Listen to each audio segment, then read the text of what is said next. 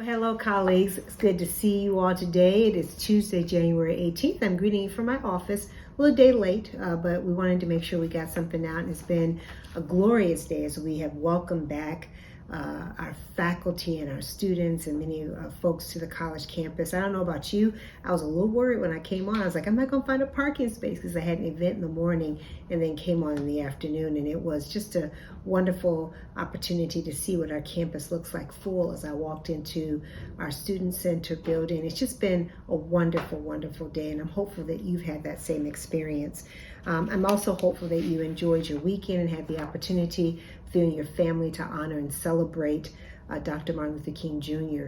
I know I spent some time, I actually wasn't feeling so well, and I spent some time doing some reading, and I was reminded of a lot of his work that, and a lot of folks and spaces would call it particularly radical at the time. And as we look at some of the conversations that are happening nationally now around social justice, around radicalization, around democracy, and around social class and privilege and justice, I kept thinking about how timely and how visionary he was and prescient in some of his commentary about the intersections of power, privilege, and race, and class, and economics, and how that really has made a very different experience for us in this country. So I thank Dr. King for that, and I thank him for giving us the lenses and lanes in order to operate in that many of us didn't think we'd be able to do prior to that.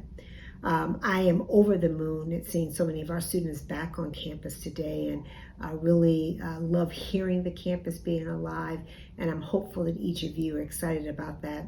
We recognize we're still taking thoughtful precautions around COVID-19 and making sure that we're practicing all of those public health guidelines that we know help us, wearing our mask, certain types of masks as well, being thoughtful about hand washing and distancing, making sure that we listen to our body if we're feeling unwell, and also availing ourselves of all of the resources that are available in our community. I'm hopeful that you and your families are doing that.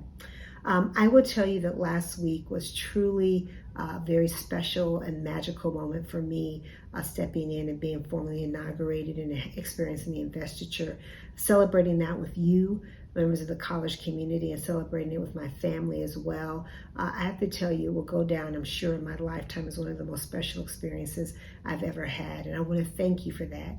I also want to thank you for all of the folks who sent me notes or sent a card, or even just saw me and said, I'm willing and ready to help you carry the water. So thank you for that. It meant so much as a speaker who goes into different spaces to know that a message resonates and the people heard you. And I want to thank you for hearing me and offering that type of feedback. We had the panel about the new majority of these students who are coming to us and entrusting us to be the place where they secure their baccalaureate and graduate's degree from. So grateful to them about that and participating. And then we also then had the one and only Poonam Mathur, such a dynamic speaker, to come in and talk about and make the business and maybe even I'll say the ethical case of why serving these populations of students are so important and essential, not only to the future of this country, but I'm going to tell you the future of Southern Nevada. So critical about that.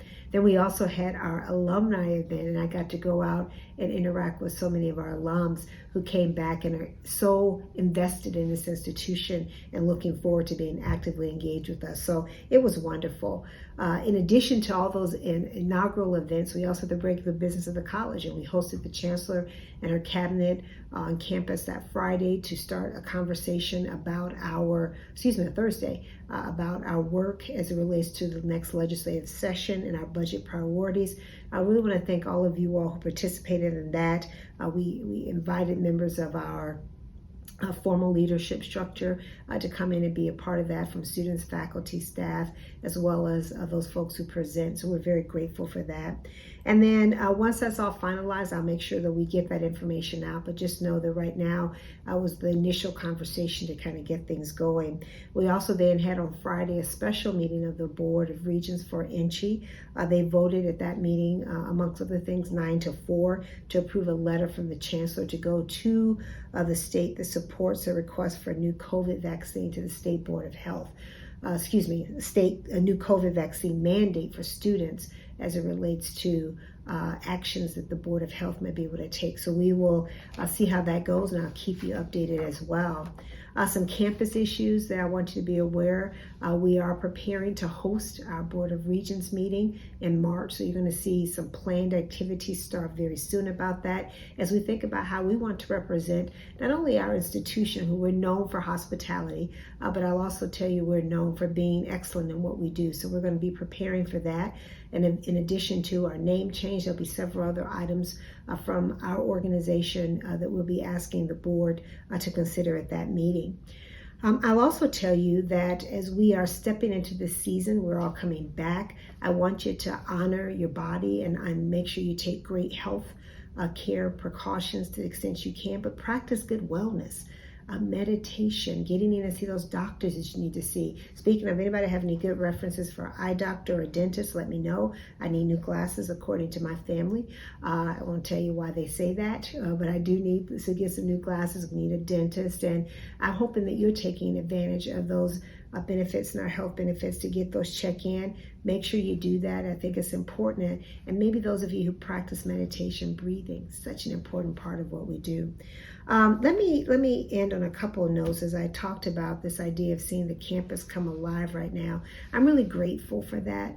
I literally, this morning in my gratitude journal, I sat down and was thinking about anticipating the things that were happening today. And I thought the prospect of coming on campus and seeing it alive in the way that it is. And yes, it's not perfect. Yes, we're still working out the kinks on many things. Yes, we're still combating Omicron. Yes, we're still trying to figure out what we do as an institution in this craziness.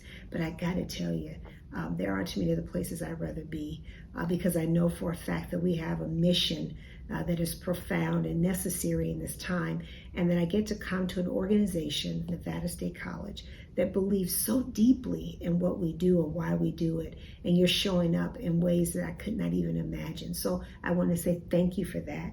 I want to thank you all for the care that went into the inaugural activities last week. It's one thing to put together a program, but I felt the care and the concern and the joy about this. And in honor of that, I have my official NSSA water bottle. And I've learned that in Nevada, we put stickers all over it. So I've been doing this, and I had some stickers that came from our Sankofa program. They gave me these really fun ones, so I've been decorating them. I am enough.